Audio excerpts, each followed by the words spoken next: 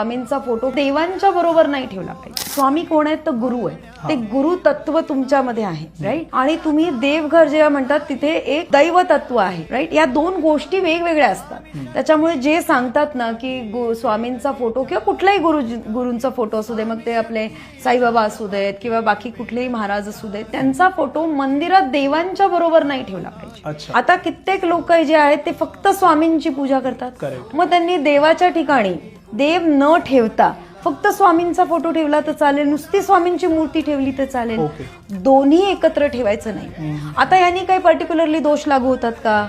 ते यांनी दोष लागत नाहीत. बरेच लोक आपल्या घरात ना, आपण कुणी मूर्ती दिली म्हणून आपण मूर्ती घेऊन येतो. कुठलीही मूर्ती, मग अगदी तुम्ही ती स्टॅच्यू असेल, अगदी शोची असेल, कुठलीही मूर्ती जेव्हा आपल्या घरात येते ती एका वर्षानंतर तिच्यामध्ये एनर्जी इनकल्केट होते.